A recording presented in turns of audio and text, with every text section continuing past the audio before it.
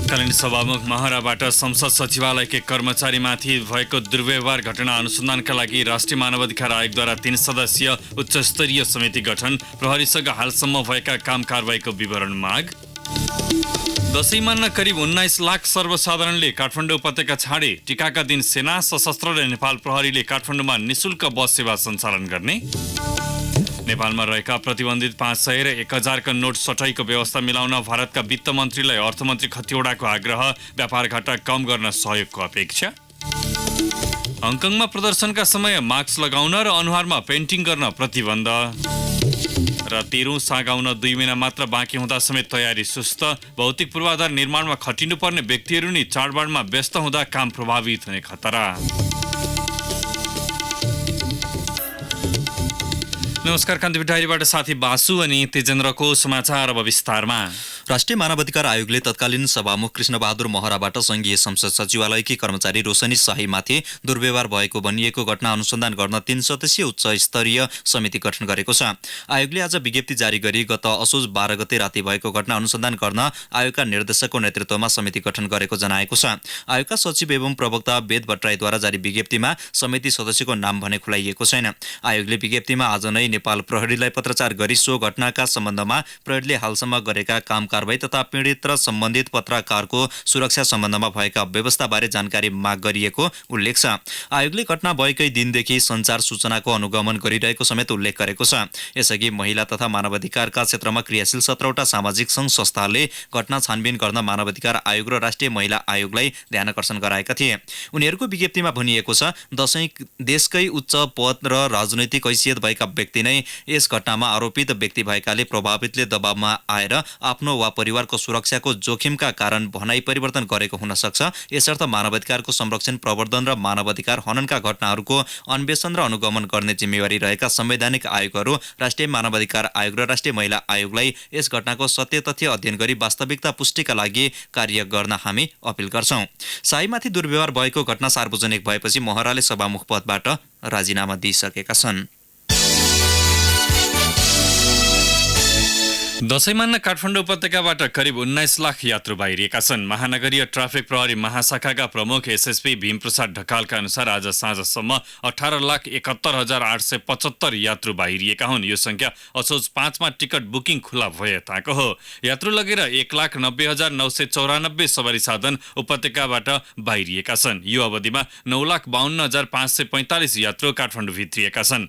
1,64,725 गाडी भित्रिएका छन्। यसमा निजी सवारी साधनको संख्या समेत रहेको ट्राफिक प्रहरीले जनाएको छ। रुटका गाडी चल्न कम भएपछि काठमाडौँका यात्रु भने मर्कामा परेका छन्। थोरै गाडीले कोचाकोच यात्रु बोक्ने गरेका छन्। ट्याक्सीले भने मनपरी भाडा लिएर यात्रुलाई उल्टे शास्ति दिँदै आएको गुनासो पनि सुनिन थालेको छ। रुटका गाडी कम चल्दा ट्याक्सीले भाडामा बार्गेनिङ गरिरहेको यात्रुहरू बताउँछन्। एसएसपी ढकालका अनुसार काठमाडौँमा पूजापाठ र किनमेलले गर्दा बढी भिडभाड देखिएको छ। आज साँझबाट अवस्था सामान्य बन्दै गएको र धेरै यात्रु बाहिरिएको उहाँले बताउनुभयो।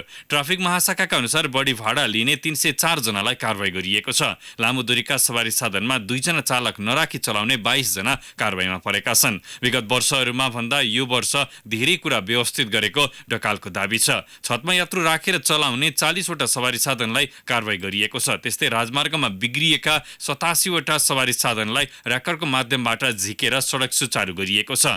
यातायात व्यवस्था विभागका महानिर्देशक गोगन बहादुर हमालका अनुसार यात्रुले कतै समस्या झेल्नु परेको छैन। धनगढी र महेन्द्रनगर जाने यात्रुले बस नपाएको गुनासो आएपछि आज तुरुन्त समाधान गरिएको उहाँले दावी गर्नुभयो। एकैचोटि टिकट लिन 800 यात्रु जम्मा भएको बताउँदै उहाँले तत्कालै 40 वटा गाडी व्यवस्थापन गरेर यात्रुलाई गन्तव्यमा पठाएको उल्लेख गर्नुभयो। दशैंमा नेपाल प्रहरी, सशस्त्र प्रहरी र नेपाली सेनाले यात्रुका लागि निशुल्क बस सेवा सञ्चालन गर्ने भएका छन्। सेनाले टीकाको दिन भद्रकालीबाट उपत्यकाका विभिन्न 7 वटा रुटमा निशुल्क बस सेवा सञ्चालन गर्न लागेको हो। सेनाले चक्रपथ र भक्तपुर खण्डमा यात्रुलाई सुविधा दिनेछ। बिहानैबाट साँझसम्म यात्रुले सुविधा पाउने सेनाका प्रवक्ता विज्ञानदेव पाण्डेले बताउनुभयो। उहाँका अनुसार सेनाका परिवार, अवकाशप्राप्त सेनाका परिवार, यात्रु सबैले यो सुविधा पाउनेछन्। सशस्त्र प्रहरीले भने नवमीदेखि एकादशीसम्म यो सुविधा दिने जनाएको छ। सशस्त्र प्रहरीका प्रवक्ता सूरजराज श्रेष्ठका अनुसार विभिन्न रुट बनाएर यात्रुलाई सुविधा दिइनेछ। नेपाल प्रहरीले फुलपातीदेखि एकादशीसम्म निशुल्क बस सेवा उपलब्ध गराउने जनाएको छ। महानगरीय ट्राफिक प्रहरी महाशाखाका प्रमुख भीमप्रसाद तत्कालका अनुसार यात्रुको भिड बढी हुने ठाउँमा यो सुविधा उपलब्ध गराइनेछ। राष्ट्रिय मानवाधिकार आयोगको केन्द्रीय प्रदेश तथा शाखा कार्यालयहरू बिदाका दिन पनि खुला रहने भएका छन्। आयोगका प्रवक्ता वेद भट्टराईले एक विज्ञप्ति जारी गर्दै दशैं, तिहार तथा छठ बिदाका दिनहरूमा दिउँसो 11 देखि 2 बजेसम्म सबै कार्यालय खुला रहने जानकारी दिनुभएको हो। आम नागरिकको मानवाधिकार संरक्षणको कार्यालय ध्यानमा राखी आयोगले बिदाका दिनमा उजुरी शाखा खुल्ला राख्ने व्यवस्था मिलाएको भट्टराईको भनाइ छ। यस अवधिमा आयोगले मानवाधिकार उल्लङ्घन र ज्यादतीका उजुरीहरू लिने तथा आवश्यकता अनुसार गम्भीर प्रकृतिको घटनामा आकस्मिक अनुगमन समेत गर्ने जारी विज्ञप्तिमा उल्लेख छ। विश्व आर्थिक मञ्चको कार्यक्रममा सहभागी हुन भारत पुगेका अर्थमन्त्री युवराज खतिवडा र भारतीय वित्त मन्त्री निर्मला सीतारमण बीच आज भेटवार्ता भएको छ। भारतको वित्त मन्त्रालयमा भएको भेटमा अर्थमन्त्री खतिवडाले ठूलो परिमाणमा रहेका प्रतिबन्धित 500 र 1000 का नोट सटैको व्यवस्था गर्न आग्रह गर्नुभएको छ। भारू सटैका लागि नेपालले पटक पटक आग्रह गर्दै आए पनि भारतले व्यवस्था गर्दै आएको छ। भारतबाट नेपाल आउने व्यक्तिहरूले आफूसँग ल्याउन पाउने ठूला दरका भारतीय नोटहरू फर्काउने सम्बन्धमा दुविधा भएकाले त्यसलाई स्पष्ट हुने गरी आवश्यक सूचना जारी गर्न पनि खतिवडाले भारत सरकारको ध्यानकर्षण गराउनु भयो। नेपालको वैदेशिक व्यापारको 2/3 हिस्सा भारतसँग भएको उल्लेख गर्दै अर्थमन्त्री खतिवडाले बढ्दो व्यापार घाटा कम गर्न सहयोगको अपेक्षा गर्नुभयो। जवाफमा वित्त मन्त्री सीतारमणले भारतीय सहयोगमा सञ्चालित आयोजना र भारू नोट सतहीमा देखिएको समस्या दुवै देशको सहमतिमा समाधान गर्ने बताउनुभयो। भेटमा पछिल्लो आर्थिक स्थिति, लगानीको वातावरण तथा राजस्वका क्षेत्रमा भएका सुधार प्रयास, द्विपक्षीय व्यापार वाणिज्य सन्धि लगायतका विषयमा समेत छलफल भएको अर्थ मन्त्रालयले जनाएको छ। कान्तिपुर डायरीमा अब ब्रेकको पालो।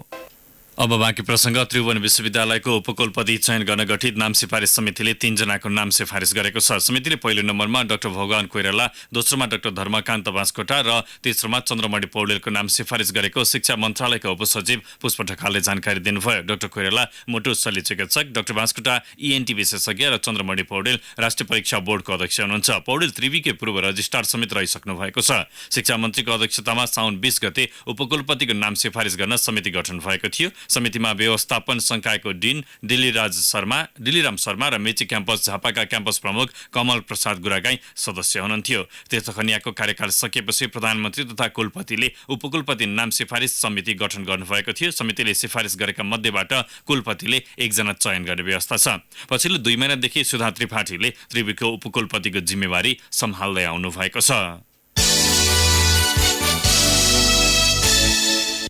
कालोपत्रे सडकमा यातायातका साधन गुडाउँदा पनि जम्पल, गैँती र फरुवा जस्ता सामग्री साथमा बोकेर यात्रा गर्नुपर्छ भन्दा जो कोहीलाई पत्यार नलाग्न सक्छ। तर सङ्खुवा सभाको धर्मदेवी नगरपालिकाको मोडे बजारबाट टुडे देउराली बीचको 5 किलोमिटर खण्डमा यात्रा गर्दा यात्रुले यी सामग्री नबोके बीच बाटोमै अलपत्र पर्ने अवस्था आउँछ।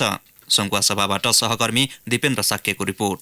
सङ्खुवा सभाको मोडे शनिश्चरीबाट टुटे देउरालीसम्म पटक पटक कालोपत्रे र ग्राभेल हाल्ने काम भयो। तर अहिले त्यही सडकमा यात्रा गर्दा यात्रुले कतै गाडी ठेल्नुपर्छ, कतै झम्पल, गैँती र फरुवाले सडक बनाउँदै यात्रा गर्नुपर्छ।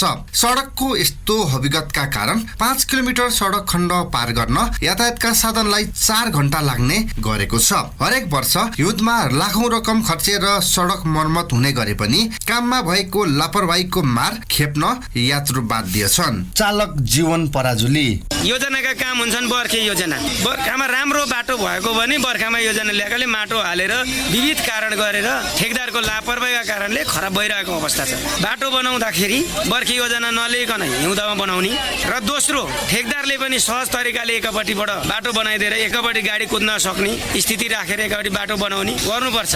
सडकका विभिन्न स्थानमा हिलोमा गाडी भासिएपछि यातायात व्यवसायी र यात्रु मिलेर हिलोमा फसेका गाडी निकाल्नु उनीहरूको दैनिकी जस्तै बन्ने गरेको छ।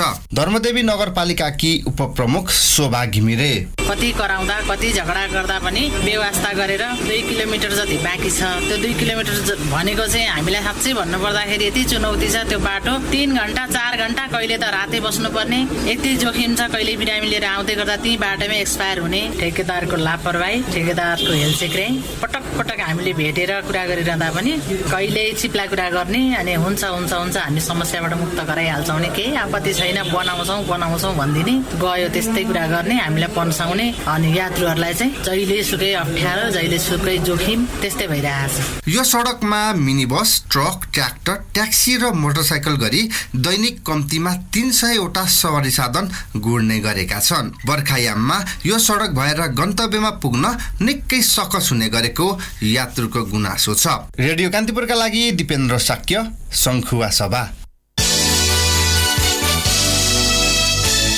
सल्यानको सिद्धकुमा गाउँपालिका 4 चाँदे करेन्जीबाट बालविवाह गर्ने गराउने 7 जनालाई प्रहरीले पक्राउ गरेको छ। गोप्य सूचनाका आधारमा प्रहरीले बालविवाह गरेर विधिवत रूपमा घर भित्र्याउने क्रममा 7 जनालाई नियन्त्रणमा लिएको हो। दुला दुलै सहित दुलाहाका बुवा 41 वर्षीय लोकबहादुर बोहरा र आमा 36 वर्षकी माया बोहरा, दुलहीका बुवा 42 वर्षका रत्नबहादुर रावत, आमा 40 वर्षकी कलौटी रावत र जाजरकोट कुसेका पण्डित नवीन आचार्यलाई पक्राउ गरिएको प्रहरीले जनाएको छ। पक्राउ परेका सबैलाई जिल्ला प्रहरी कार्यालयमा राखेर अनुसन्धान भइरहेको प्रहरी नायब उपरीक्षक ठकेन्द्र खतिवडाले जानकारी दिनुभयो। पहिला भागेर गएका उनीहरूलाई दुलाहाका बाबु लोकबहादुर बोहराले घरमा भित्र्याउँदै गर्दा प्रहरी उनीहरूको घर पुगेको थियो। अब केही समाचार संक्षेपमा। कोइला बोकेको ट्रक पल्टिएर अवरुद्ध भएको पूर्व पश्चिम राजमार्ग अन्तर्गत नवलपरासीको दाउन्ने सडक खण्डमा यातायात सञ्चालनमा आएको छ। दाउन्ने स्थित घिउखोला नजिक पल्टिएको सो ट्रक हटाएपछि 8 घण्टापछि अपराह्नबाट यातायात चल्न सुरु भएको हो। बाराको कलैया उपमहानगरपालिका 13 फुलवरियाबाट प्रहरीले नेपाल भित्र्याउँदै गरेको 12 लाख मूल्य बराबरको पटाखा सहित 3 जनालाई नियन्त्रणमा लिएको छ। जेतपुर सिमराका सुकमान लामा, कलैयाका वीरेन्द्र यादव र रूपेश दासलाई प्रहरीले पक्राउ गरी आज सार्वजनिक गरेको हो। र चाडपर्वलाई लक्षित गरी तयारी गरिएका घरेलु मदिरा सिराहा प्रहरीले नष्ट गर्न सुरु गरेको छ। रासायनिक मल, चप्पल, जुत्तालाई कुहाएर बनाइने घरेलु मदिरा सेवनले स्वास्थ्य समस्या निम्त्याउने र सेवनबाट सुरक्षामा असर पुग्ने भएकाले नष्ट गर्न सुरु गरेको प्रहरीले जनाएको छ। कान्तिपुर डायरीमा अब बाँके डायरीको पालो। बाँके डायरीमा ठाकुर सिंह थारूको नमस्कार। भारतबाट मजदुरी गरी दशैं मनाउन घर फर्किने नेपालीहरूको सुरक्षाका लागि सीमामा निगरानी बढाइएको छ। घर फर्किने नेपालीहरूबाट पैसा ठग्ने, लुटपाटमा पर्ने र दुर्व्यवहार हुने गरेपछि सीमामा सुरक्षा कडा पारिएको हो। उनीहरूको सुरक्षाका लागि सीमावर्ती भारतीय बजार रूपैडियामा सादा पोसाकका सुरक्षाकर्मी परिचालन गरिएको जिल्ला प्रहरी कार्यालय बाँकेका प्रमुख एसपी वीरबहादुर ओलीले बताउनुभयो। दशैं सुरु भएपछि नेपालगञ्ज नाकाबाट घर फर्किने नेपालीहरूको लहरको लागेको छ। भारतबाटै फर्किँदै गरेका नेपालीलाई तानातान गरी अभद्र व्यवहार गर्ने 10 जना होटलका बिचौलियालाई प्रहरीले नियन्त्रणमा लिएर छोडेको छ। ग्राहक ल्याउन भन्दै यहाँका होटल व्यवसायीले कमिसनमा एजेन्ट राखेर सीमा नाकामा परिचालन गर्दै आएका छन्। बसको टिकट मिलाइदिने र होटलमा लाग्ने खर्चमा छुट दिने भन्दै बिचौलियाहरूले नेपालगञ्ज नाका जमुनामा भारतबाट फर्किएका नेपालीलाई दुःख दिन थालेपछि नियन्त्रणमा लिई कारवाही गरी छाडिएको इलाका प्रहरी कार्यालय जमुनाका प्रहरी नायब निरीक्षक माधव रिजालले बताउनुभयो। दशैंमा नवरात्र पूजाका लागि गाउँ गाउँमा दुर्गा भवानीको प्रतिमा राखिएको छ। घटस्थापनाको दिन सार्वजनिक स्थानमा दुर्गाको प्रतिमा राखेर पूजा सुरु गरिन्छ। एउटै गाउँमा 2-3 मूर्ति राखिएका छन्। शहरका चोकचोकमा दुर्गा स्थापना गरिएको छ। नेपालगञ्ज र भारतको रूपैयाबाट करिब 20 देखि 25 हजारसम्मका मूर्ति खरिद गरिएका छन्। घटस्थापनादेखि 9 दिनसम्म नवरात्रको निरन्तर सार्वजनिक रूपमै पूजा गर्ने व्यवस्था मिलाइएको हो। अन्तर्राष्ट्रिय स्तरको नेपालगञ्ज बस पार्क निर्माणको काम ढिलो गरिसकिएको छ। शनिबार प्रदेश 5 का मुख्यमन्त्री शङ्कर पोखरेलले उद्घाटन गर्ने कार्यक्रम छ। बस पार्क निर्माणका लागि 14 करोड 94 लाखमा ठेक्का दिएको थियो। अन्तर्राष्ट्रिय स्तरको अत्याधुनिक बस पार्क निर्माणको काम 2 वर्ष अघि नै सम्झौता भएको थियो। तर निर्माण कम्पनीको लापरवाहीका कारण बस पार्कको काम ढिलाइ भएको प्रमुख कार्यकारी प्रमुख हरि प्याकरेलले जानकारी दिनुभयो। 4.5 बिघा क्षेत्रफलमा निर्माण भएको बस पार्कमा टर्मिनल भवन, सपिङ बिल्डिङ, शौचालय, चमेनागृह, पक्की पार्किङ क्षेत्र निर्माण गरिएको छ। हस् त, बाँकी डायरी आजलाई यति नै। ठाकुर सिंह थारूलाई बिदा दिनुहोस्। नमस्कार। जिल्ला डायरी पछि कान्तिपुर डायरीमा फेरि पनि ब्रेकको पालो। अब आर्थिक प्रसङ्ग। बलराम घिमिरेले रसुवाको हिमाली क्षेत्रमा चिनिया घाँसको परीक्षण थालिएको छ। तिब्बतमा उत्पादन हुने घाँसको बिउ ल्याएर परीक्षण थालिएको हो। हिमाली क्षेत्रमा घाँस परीक्षण गर्नका लागि नेपाल र चीन सरकार बीच सन् 2016मा सहमति भएको थियो। सोही सहमति अनुसार अहिले परीक्षण गर्न थालिएको हो। घाँसको अनुसन्धानमा समन्वय गर्ने जिम्मा चरन तथा घाँसे बाली अनुसन्धान केन्द्र रसुवाले पाएको छ। जिल्लाको हिमाली क्षेत्रमा घाँस उत्पादन वृद्धि गर्ने उद्देश्यले परीक्षण थालिएको चरन तथा घाँसे बाली अनुसन्धान केन्द्रका प्रमुख पूर्ण भद्र चापागाईले बताउनु भयो। भए। सदरमुकाम दुन्चे, चन्दनबारी र लाङटाङको क्यान्जिनमा घाँसको परीक्षण थालिएको छ। जौ घाँस, राई घाँस, कक्सफोर्ड, अल्फा लगायतका 18वटा प्रजातिका घाँसको परीक्षण थालिएको हो। परीक्षण थालिएको 18वटा मध्ये 9वटा जौ घाँस जातका रहेको छ। बाख्रा, चौरी र भेडा पाल्ने कृषकलाई लक्षित गर्दै त्यस क्षेत्रमा घाँसको परीक्षण थालिएको चापागाईले बताउनु भए। घाँसको परीक्षणका लागि चीनबाट 2 जना विज्ञ नेपाल आएका छन्। परीक्षणसँगै विज्ञहरूले किसानलाई तालिम पनि दिने केन्द्रले जनाएको छ। सन् 2019 को मार्चबाट सुरु भएको परीक्षण 2021 को मार्चसम्म चल्नेछ। परीक्षण थालिएका 18 मध्ये सो क्षेत्रको वातावरणमा हुर्कन सक्ने जातका बिउ आगामी वर्षबाट पुनः कृषकको बारीमा थप परीक्षण गर्ने उहाँले बताउनु भयो। अब अन्तर्राष्ट्रिय प्रसङ्ग। हङकङमा शनिबारदेखि मास्क लगाउन नपाइने भएको छ। मास्क लगाएर मुख लुकाउनेलाई जरिवानासहित जेल सजाय हुने भएको छ। आज मध्यराति 12 बजेदेखि यस्तो नियम लागू हुने भएको हो। नियम उल्लङ्घन गर्नेलाई 25,000 हङकङ डलर जरिवानाका साथै 1 वर्षसम्म कैद गर्न सकिनेछ।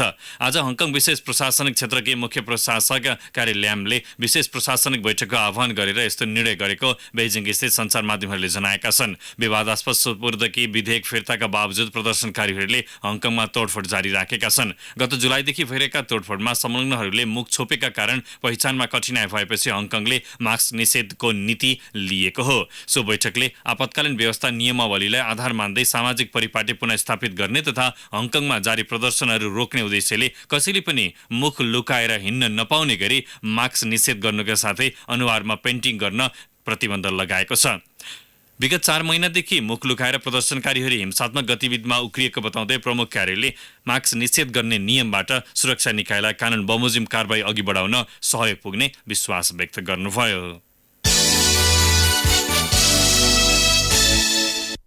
युक्रेनमा 8 यात्रुसहित उडेको कार्गो विमान अवतरणका क्रममा दुर्घटनाग्रस्त हुँदा कम्तीमा 5 जनाको मृत्यु भएको छ।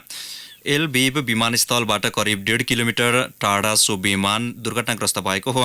विमान दुर्घटनास्थलबाट 3 जनाको घाइते अवस्थामा उद्धार गरिएको छ। युक्रेनी आपतकालीन सेवा सम्बन्ध अधिकारीले चालक दलका सदस्यहरू मध्ये 3 जनाको मृत्यु भएको र 2 को अवस्था अज्ञात रहेको बताएका छन्। सो विमान कीव स्थित युक्रेनी कम्पनी युक्रेन एयरलाइन्सद्वारा सञ्चालन गरिँदै आएको र स्पेनको विगो विमानस्थलबाट युक्रेनका लागि उडेको थियो। प्रारम्भिक बनाइहरूमा विमान इन्धन खाली भएपछि दुर्घटना भएको उल्लेख छ। युक्रेनी आपतकालीन सेवा विभागले विमानको एउटा पखेटा जमिनमा दसिएको फोटो सामाजिक सञ्जाल मार्फत सार्वजनिक गरेको छ। अब हाम्रो नियमित स्तम्भ कान्तिपुर सविस्तार। कान्तिपुर सविस्तार। दक्षिण एसियाली खेलकुदको 13औं संस्करण आउन अब 2 महिना मात्र बाँकी छ। तर यो बीचमा नेपालमा मुख्य चाडपर्वहरू दशैं, तिहार र छठ पर्छन्। चाडपर्वमा त्यसै पनि काम सुस्त हुन्छ। अझ सागका लागि भौतिक पूर्वाधार निर्माणमा खटिनुपर्ने कामदार र अरनखटन गर्नेहरू पनि चाडबाडमा मस्त हुँदा काम प्रभावित हुने खतरा बढेको छ। यसअघि समयमै सम्पन्न नभएको भौतिक पूर्वाधारलाई देखाएर पटक पटक मिति सारेको सागको अब अर्को मिति सार्न पनि मिल्दैन। तर जुन गति र रफ्तारमा काम अघि बढ्नुपर्ने हो त्यो नहुँदा आगामी डिसेम्बर 1 बाट सुरु हुने सागको कस्तो सुरुवात र अन्त्य होला भन्ने पीर अहिलेबाट बढ्न थालिसकेको छ। सन् 1984 मा काठमाडौँमा पहिलो पटक आयोजना भएको दक्षिण एसियाली खेलकुद साग दक्षिण एसियाको सबैभन्दा ठूलो खेलकुद प्रतियोगिता हो। नेपालले आयोजना गरेको 1 वर्षपछि नै बंगलादेशले दोस्रो संस्करण आयोजना गर्दै यसको यात्रालाई निरन्तरता दिएको थियो। त्यसपछि हरेक 2 वर्षमा आयोजना गर्ने नियम बनाइएपछि 87 मा भारत, 79 मा पाकिस्तान र 91 मा श्रीलङ्कामा आयोजना गरिएको थियो। सन् 1999 मा दोस्रो पटक आयोजनाको मौका पाएको नेपालले 2 दशकपछि अहिले तेस्रो पटक साग आयोजनाको मौका पाएको हो। 7 मुलुक मध्ये मालदिप्स बाहेक अन्य मुलुकले यसको आयोजना गर्दै आएका छन्। 12औं संस्करण सकिँदा भारत र बंगलादेशले समान 3 तथा पाकिस्तान र श्रीलङ्काले समान 2 पटक प्रतियोगिताको आयोजना गरेका छन्। नेपाललाई भने यो तेस्रो पटक अवसर मिलेको हो। एथलेटिक्स, बक्सिङ, फुटबल, स्विमिङ र भारोत्तोलन गरी 5 खेलबाट सुरु भएको सागमा यसपटक 28 खेलका विभिन्न स्पर्धामा प्रतिस्पर्धा हुँदैछ। सागका 12 संस्करण तथा साउथ एसियन बीच गेम्स र साउथ एसियन विन्टर गेम्सको नतिजा हेर्दा भारत भारतको दबदबाव कायम छ। नेपालले हालसम्म एकपटक दोस्रो स्थान हात पार्नु बाहेक अन्य ठूलो उपलब्धि हात पारेको छैन। घरेलु मैदानमा हुने प्रतियोगिताबाट त्यसको फाइदा उठाउनु पर्ने ताइक्वान्डो प्रशिक्षक सङ्गिना वैद्य बताउँछिन्। हामीले होम ग्राउन्डको फाइदा सबै खेलाडीहरूले नेपाली खेलाडीहरूले लिनेछ भन्ने मलाई चाहिँ विश्वास छ। किनभने हामी यही वेदर यही ठाउँमा आफ्नो एरिनामा प्र्याक्टिस गरेर हुन्छौँ होइन, त्यसले चाहिँ उनीहरूको मनोबल चाहिँ उच्च चाहिँ गर्छ नै र त्यसको फाइदा चाहिँ हुन्छ नै। एज ए होम ग्राउन्ड भएको हुनाले सबै खेललाई चाहिँ त्यसले चाहिँ फाइदा नै दिन्छ। नेपाल, भारत, पाकिस्तान, बङ्गलादेश र श्रीलङ्का गरी 5 राष्ट्रबाट सुरु भएको दक्षिण एसियाको महाकुम्भमा भुटान र मालदिव पनि जोडिएर 7 राष्ट्र पुगेका हुन्। अन्तर्राष्ट्रिय प्रतियोगिता त्यसमाथि घरेलु भूमिमा पनि नेपालले अहिलेसम्म सोचे अनुरूपको फाइदा उठाउन सकेको छैन। साग खेलकुदको सुरुवाती चरणमा गर्भिलो उपस्थिति रहेको नेपाल पछिल्लो समय भने त्यसमा खस्कदै गएको छ। सागमा पहिलो स्वर्ण जित्ने पुष्कर ध्वज शाहीदेखि कीर्तिमानी वैकुण्ठ मानन्दरसम्मको इतिहासमा नेपाल गर्व गरिरहन्छ। तर करातेका स्वर्ण विजेता दीपक श्रेष्ठले इतिहास रच्ने अवसर भए पनि नेपालको तयारी कमजोर रहेको भन्दै दुखेसो पोखे। सबैभन्दा ठुलो तयारी नै हो नतिजालाई प्रभाव पार्ने। अब त्यो तयारी चाहिँ नि त्यति प्रभावित तरिकाले चाहिँ भएको छैन भन्ने खालको चाहिँ नि हाम्रो पनि बुझाइ हो। पाकिस्तानसँगको राजनैतिक सम्बन्धको मार खेप्दै आएको सागले यो बीचमा कैयौं अवरोधको सामना गर्नु पर्यो। तर दुवै मुलुकसँग समान सम्बन्ध भएको नेपाल 13औं सागका लागि उत्तम स्थल बन्यो। राखेपा सदस्य सचिव रमेश सिलवाल दुई मुलुक बीचको तिक्तताको प्रभाव 13औं सागमा शून्य रहेको बताउँछन्। सबै चिज चाहिँ उहाँहरू ओके गरिकन फेरि फर्मल इन्फर्मल हाम्रो दुईटै कुराकानी भइरहेछ र यही अक्टोबर 24 देखि 26 सम्म हामी सबै ओलम्पिक कमिटीको मिटिङ नेपालमा हुँदैछ। त्यसैले यो सम्भावना छ कि छैन भन्ने कुरा अब नसोचे हुन्छ। 7वटा राष्ट्रको चाहिँ सहभागी हुनुहुन्छ। पटक पटक सर्दै आएको 13औं दक्षिण एसियाली खेलकुद साग मङ्सिर 15 देखि 10 दिनसम्म सञ्चालन हुँदैछ। मुलुकको प्रतिष्ठा समेत जोडिएको यो प्रतियोगितालाई तोकिएकै समयमा पूरा गर्नु नेपालका लागि निकै चुनौतीपूर्ण छ। तर अहिले यी चुनौती पार लगाउँदै तयारी अन्तिम चरणमा पुगेको राखेपा सदस्य सचिव सिलवालको भनाइ छ। इन्फ्रास्ट्रक्चरको निर्माण हो, धमाधम सम्पन्न हुने क्रममा कुनै छन्, कुनै 10 दिनभित्र, कुनै 15 दिनभित्र, कुनै चाहिँ यो कार्तिक 15 भित्र सम्पन्न हुने योजनाका साथ हामी अगाडि बढिरहेका छौँ। अघिल्लो सागमा मात्र 3 स्वर्ण जितेको नेपाललाई घरेलु मैदानमा हुने प्रतियोगिता अवसरको रूपमा रहेको छ। तर खेलाडीको तयारीमा पर्याप्त समय नहुनु तथा समयमै आवश्यक बजेट विनियोजन हुन नसकेका कारण पुरानै नियति दोहोरिने सम्भावना पनि उत्तिकै रहेको श्रेष्ठ बताउँछन्। खेलाडीमा चाहिँ अलिकति अन्य उल्टा अझै पनि खाएको अवस्था छ। खेलाडीले जुन खालको यसलाई इफोर्ट लगाएर ट्रेनिङ गर्नुपर्ने छ अझै पनि गरेको छैन कि भन्ने खालको चाहिँ भान भइरहेको छ। बल्ल समितिहरू बन्यो, त्यसले गर्दाखेरि पनि अब यो समिति बन्नलाई ढिलाइ भएकोले पनि त्यस्तो भएको हुन सक्छ या अन्य कारण पनि होला होइन। तर खेलाडीको जुन खालको गुनासो छ त्यो चाहिँ एकदम सही हो होइन। हामीले यसो सरसर्ती हेर्दा पनि अब विगत 20 वर्ष अगाडि हामी नेपालमा भएको 8औं साग गेमलाई लिने हो, त्यसलाई हेर्ने हो भने पनि त्यसको तयारीको तुलनामा अहिलेको तयारी एकदमै फिटल हो छ। नेपालमै जुन खालको हामीले साफ आयोजना गर्दैछौँ, होस्ट कन्ट्रीको हिसाबले पनि हामीले आयोजनामा त सफलता गरेर हुँदैन, खेलाडीहरूले सफलता पनि हासिल हाम्रो त्यतिकै महत्त्वपूर्ण हुन्छ। 5 अर्ब 26 करोड 57 लाख रुपैयाँको बजेटले पनि नभ्याउने भन्दै राखेपाले सरकारसँग थप रकम मागिसकेको छ। तर भौतिक पूर्वाधारतर्फ भने सन्तोष मान्न सक्ने अवस्था छैन। विनियोजन गरिएको रकम टोलीको तयारी र व्यवस्थापनमै खर्चिए पनि ताइक्वान्डो प्रशिक्षक वैद्य तयारीमा कुनै सम्झौता नगरेको दाबी गर्छिन्। डेफिनेटली यो धेरै पछि आफ्नो होम ग्राउन्डमा भइरहेछ। एज अ कोच हामीहरू अहिले एकदम कन्सन्ट्रेट छौँ कि जति सक्दो राम्रो रिजल्ट ल्याउने भन्नेमा होइन। र खेलाडीहरू त्यत्तिकै लागिरहेछ। हाम्रो खेलाडीहरू अहिले फेस्टिभल आउँदा पनि हामीले एकदमै टाइटली उनीहरूलाई घर छोडेका छौँ र उनीहरूलाई घर जाँदा पनि हामीहरू अहिले चाहिँ होमवर्कहरू दिइरहेछौँ, यसरी गर्ने यो गर्ने भन्ने कुरा चाहिँ एज अ टिमै हामी सबै एकदमै सिरियसली छौँ होइन। जति सक्दो चाहिँ राम्रो गर्ने प्रयासमा छौँ। प्रतियोगिता सुरु हुन 1 महिना अघि नै सम्पूर्ण संरचना निर्माण सकेर व्यवस्थापकीय काममा लाग्ने तयारी राखेपाको भए पनि सो डेडलाइन भेट्न निकै कठिन रहेको राखेपा पदाधिकारी नै बताउँछन्। रेडियो कान्तिपुरका लागि प्रकाश पाठक, काठमाडौँ। कान्तिपुर सविस्तार।